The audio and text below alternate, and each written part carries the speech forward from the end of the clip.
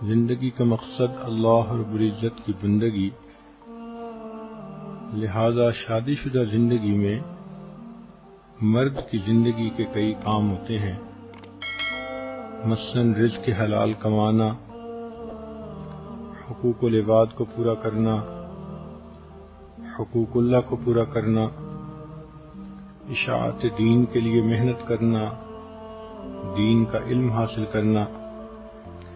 اسی طرح گھر میں عورت کی بھی ضروریات ہوتی ہیں، ذمہ داریاں ہوتی ہیں، مثلاً بچوں کی پرورش کرنا، ان کی تربیت کے لیے فکر مند رہنا، گھر کے کام کاج سمیٹنا، اللہ کی عبادت کرنا۔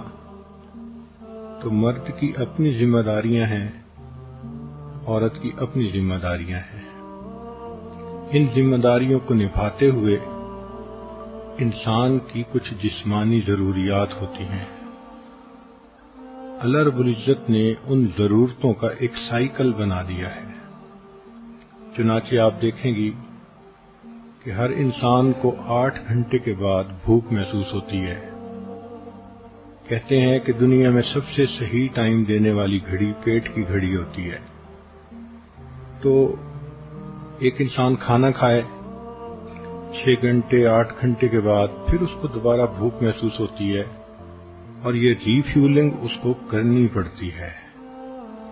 تو بھوک پیاس کا ایک سائیکل ہے جو تقریباً 8 گھنٹے کا ہے۔ اسی طرح نیند کا ایک سائیکل ہے، یہ 24 گھنٹے کے بعد ہوتا ہے۔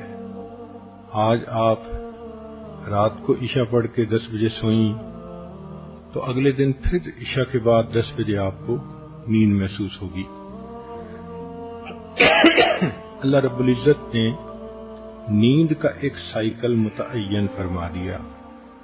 اسی طرح شادی شدہ زندگی میں انسان کی جسمانی ضرورت کا بھی جنسی ضرورت کا بھی ایک سائیکل ہوتا ہے۔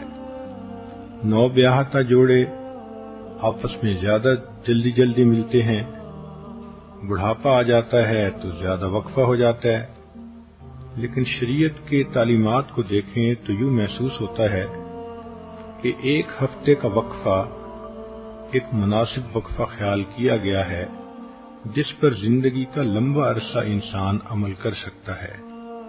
اس لیے حدیث مبارکہ میں ہے، جمعہ کا دن چونکہ شریعت کے مطابق ویکینڈ کا دن ہوتا ہے، چھٹی کا دن ہوتا ہے، تو فرمایا نبی علیہ السلام نے، من غسل واغتسل یوم الجمعۃ، جو خاوند جمعہ کے دن خود بھی نہائے اور بیوی کو بھی نہلائے۔ تو اشارہ ہے کہ میاں بیوی آپس میں ملیں۔ ایک دوسری جگہ پر ہے کہ جو نہائے اور بیوی کی خوشبو لگائے۔ تو اس سے بھی اشارہ ملتا ہے کہ اس دن کا نہانا شریعت کی نظر میں صرف میل کچیل دور کرنا ہی نہیں، بلکہ دل کے خیالات کو بھی پاکیزہ کرنا مقصود ہے۔ اس کے بعد پھر وہ بندہ جلدی اگر جمعہ کی نماز کے لیے چلے تو حدیث پاک میں اس کے فضائل آئے ہیں۔ پہلی فضیلت کہ ہر قدم پر 1 سال کے روزے اور 1 سال کی نمازوں کا ثواب ملتا ہے۔ دوسری فضیلت کہ ایسا کرنے پر اللہ تعالی خاوند کو 2 ثواب دیتے ہیں، ایک اپنے غسل کا ثواب، ایک بیوی کے غسل کا ثواب۔ اور غسل کا ثواب دوسری حدیث میں ہے کہ انسان جب جنابت کا غسل کرتا ہے تو جتنے پانی کے قطرے جسم سے گرتے ہیں، ہر ایک کے بدلے اللہ گناہوں کو معاف فرما دیتے ہیں۔ اور تیسرا انعام اللہ اس دن یہ دیتے ہیں کہ ایک جمعہ سے لے کے دوسرے جمعہ تک کے جتنے گناہ ہوتے ہیں اللہ تعالیٰ معاف فرما دیتے ہیں۔ یہ کتنا خوبصورت دین ہے کہ جس نے انسان کے کھانے پینے سونے اور جنسی ضروریات تک کا خیال رکھا، اور میاں بیوی کو ترغیب دی کہ دیکھو عبادت کی نیت سے ملو گے، ضرورت بھی پوری ہوگی اور تمہیں اللہ کے ہاں اجر ملے گا۔ اس کو کہتے ہیں ہم خرما و ہم ثواب، کھجور بھی کھاؤ اور ثواب بھی پاؤ۔ تو یہ انسان کی جو جنسی ضرورت ہے اس کا بھی ایک سائیکل ہے. جب ایک دفعہ یہ پوری ہو جاتی ہے تو پھر درمیان میں کچھ وقت ہوتا ہے جس میں خاوند اپنے کاموں میں مصروف ہو جاتا ہے، بیوی اپنے کاموں میں مصروف ہو جاتی ہے. جیسے سمندر کے کنارے رہنے والے لوگ جانتے ہیں کہ ایک منتھلی سائیکل ہوتا ہے ہائی ٹائیڈ اور لو ٹائیڈ کا. 13, 14, 15 جب چاند کی تاریخ ہوتی ہے تو لہریں 10-10 فٹ اوپر اچھل اچھل کر آتی ہیں، اور جب پہلی تاریخ ہوتی ہے تو بالکل کام اینڈ کوائٹ ہوتا ہے. یہی انسان کی جنسی ضرورت کا معاملہ کہ عام طور پر جب انسان کی ضرورت پوری ہوتی ہے تو پھر لو ٹائیڈ کا وقت رہتا ہے، مگر کچھ وقفہ گزرنے کے بعد دوبارہ یہ ہائی ٹائیڈ ہو جاتی ہے. اس میں بھی اللہ کی ایک حکمت ہے کہ اگر ہر وقت میاں بیوی پر ہائی ٹائیڈ کی کنڈیشن رہتی تو مرد تو پھر گھر میں ہی پڑے رہتے، عورتوں کے طواف میں ہی مشغول رہتے، نہ کوئی کاروبار کر سکتا نہ کوئی فیکٹری چلا سکتا. عورتوں کا بھی معاملہ اسی طرح کہ وہ بھی بچوں سے لاپرواہ ہوتی، ہر وقت خاوند کی بغل میں گھسی رہتی. تو اللہ رب العزت نے کتنی خوبصورت زندگی دی ہے کہ جس میں ہر چیز کا خیال رکھا گیا.